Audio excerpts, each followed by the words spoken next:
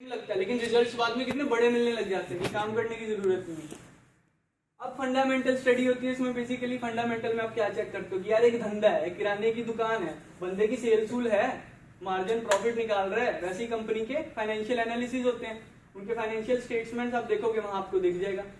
जिस बंदे का काम है वो उस बंदे ने उस कंपनी में अपनी हिस्सेदारी रखी है कि नहीं। तुम जा रहे हो किसी बिजनेस में हिस्सा लेना, जिस बंदे का काम है वो कहीं अपना हिस्सेदारी घटा तो नहीं रहा लगातार कॉन्टिन्यूसली मेजर अमाउंट से, वो क्या नेगेटिव इम्पैक्ट डालते हैं, उस बंदे को बिलीफ नहीं है या कंपनी में कोई गड़बड़ है। ये मतलब कि कुछ तरीके हैं आइडेंटिफाई करने के। तीसरी चीज क्या है कि कोर कॉम्पिटेंसी। किसी भी धंधे में, जब ये तो रिसर्च की बातें आ गई, हम रिसर्च कर रहे हैं, किसी भी धंधे में हम पैसा लगा रहे हैं, बिजनेस में लेमन टर्म में चलते हैं धंधा के, तो हर बिजनेस जो भी कंपनी, सारी मलाई जो है ना स्टॉक एक्सचेंज पे लिस्टेड है, इन सब कंपनीज के पास एक कोर कॉम्पिटेंसी है, जिसके पास नहीं है वो खत्म हो जाती है। वो कोर कॉम्पिटेंसी आइडेंटिफाई करना और देखना कि उसकी मैनेजमेंट उसको कैसे रख सकती है, कॉम्पिटिटिव एडवांटेज रख सकती है बाकी कंपनीज के ऊपर। जैसे कि अभी मेरे भाई ने एग्जांपल दी, मेरे फेलो मेंबर ने, कि कंपनी क्या कहते हैं निफ्टी 50 की 50 टॉप की कंपनी है, ठीक है, और उसका ग्राफ भी दिखाया था कि कैसे जा रहा था। अब मैं इसी का एक डाटा रिलेट करता हूँ। 2002 में निफ्टी थी 1100 पे। कितने पे? 1100 पे थी। हमने निफ्टी की 50 कंपनियां बाय कर ली भाई, जो आ रही हैं हम ऐड कर रहे हैं, जो जा रही है हम निकाल रहे हैं, कॉपी पेस्ट ही कर रहे हैं, दिमाग तो नहीं लगा रहे। 2010 में 445% का रिटर्न दिया। अब ये 445% रिटर्न की जो CAGR निकलती है वो निकलती है 18% की, और ये मैंने 15% के हिसाब से डाटा बनाया है, 15% CAGR के हिसाब से, कि आप 2021 में अगर 50,000 की इनिशियल कैपिटल से स्टार्ट करते हो, जो कि आप लोग कर सकते हो, और हर महीने 5,000 रुपये डालते हो, हर महीने 5,000 रुपये इंडेक्स फंड में डालते हो कॉन्टिन्यूसली अगले 20 साल के लिए। बहुत छोटा अमाउंट लिया है मैंने कि इतना लोग ज़्यादा भी डाल सकते हैं, फिर एंड रिजल्ट बड़ा निकलेगा, उतना ही बड़ा निकलेगा। तो ये 20 साल बाद जो अमाउंट निकलेगा आपके हाथ में वो 88 लाख रुपए का निकलेगा, 5,000 रुपये महीने डाल के। क्या किया? कुछ नहीं किया। बहुत, इतना फंड रिटायरमेंट के लिए बहुत होता है, और इतना बंदा आराम से बचा भी सकता है, ठीक है। CAGR 15% की, मार्केट इतना रिटर्न दे देती है। आने वाले टाइम में इंडियन मार्केट इससे भी तेज ग्रो करेगी। अभी एक और डाटा लेते हैं। 2011 में हमारी निफ्टी थी 6,000 पे, और 2021 में अभी कितने पे चल रही है? 18,000 पे। 300% का रिटर्न निकाल दिया। यहाँ पे भी CAGR नियर अबाउट होगी 15 to 16% एनुअली। पैसा बना रहा है, वो आगे पैसा बना रहा है, वो आगे पैसा बना रहा है।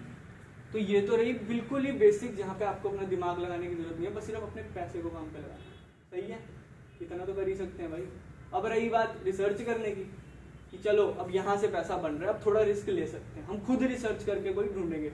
जब हम खुद रिसर्च करके कंपनी ढूंढते हैं ना यार, तो कंपनी या तो 50% डिस्ट्रॉय भी हो जाती है, कभी कभी रिसर्च गलत हो जाए छोटी कंपनी, और कभी कभी क्या होता है कि वो कंपनी 1000 2000% नेक्स्ट मल्टीप्लाई कर निकल जाती है यार, वेल्थ क्रिएट कर देती है। HDFC, रिलायंस, इन्फोसिस एग्जाम्पल है इसके।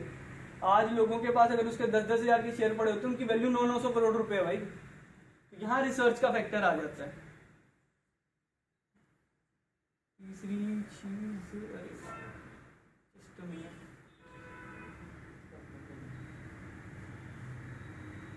हाँ, तो लास्ट में इतना आप लोगों को क्लियर हो गया रिसर्च के बारे में और इन्वेस्टिंग के बारे में। एक लॉन्ग टर्म गोल है, फाइनेंशियल फ्रीडम को अचीव करने के लिए प्रोसेस है। It's not something like you earn in speculation कि 10 से 20 पे चला गया, हम 11 पे एंटर करके 18 पे निकल गए, या 20 से 10 पे आ गए, हम 18 पे बेच के 12 पे खरीद लिया। It's a process, always bullish. हमें डिस्ट्रॉय होना है तो निफ्टी 50 को डिस्ट्रॉय होना होगा, इंडिया को डिस्ट्रॉय होना। किसी को लगता है कि इंडिया डिस्ट्रॉय हो सकता है आने वाले 20-50 सालों में? इंडेक्स 100 से 60,000 गया, वो जीरो हो सकता है? नहीं हो सकता यार, वो डिस्ट्रॉय होगा। हम होंगे, सारी दुनिया होगी भाई। उस टाइम तो फिर सिचुएशन ही अलग होगी, वो ऐसा सिनेरियो नहीं होगा। और मैं लास्ट में 2 एग्जांपल लूंगा कि how to identify a good company and a bad company. Recently DMart करके स्टोर्स हैं, आप सब जानते हो।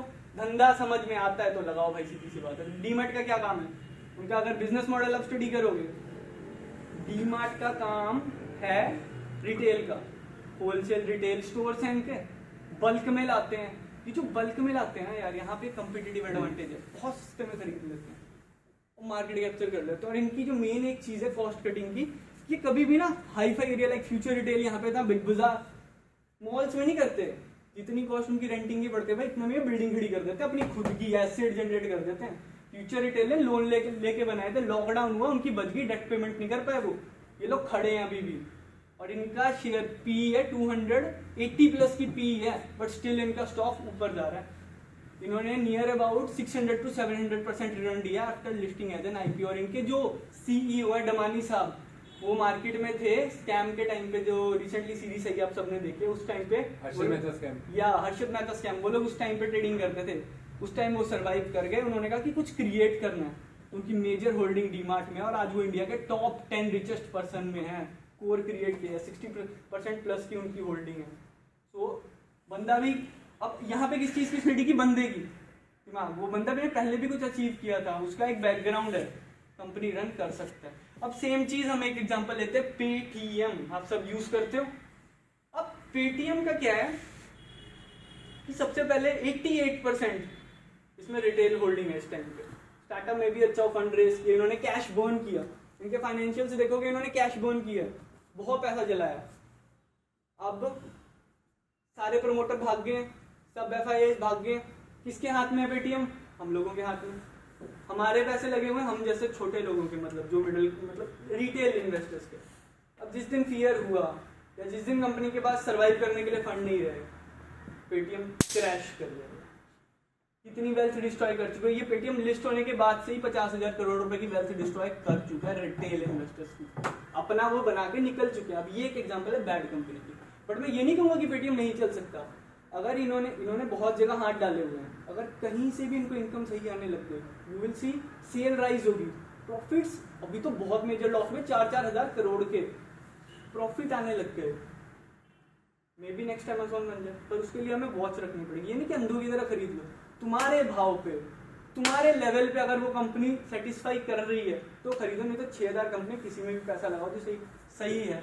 क्यों जाना लॉस मेकिंग के साथ जब प्रॉफिट मेकिंग और अच्छा काम करने वाली है, और क्यों जाना उनके साथ भी जब बिना रिसर्च करे तुम्हें इंडेक्स फंड इतना रिटर्न दे रहे हैं, तुम्हें दिमाग पे बोझ डालने की जरूरत नहीं, पैसा डालो। So this is all about investing, value investing, financial freedom. Thank you. Powerful, इसलिए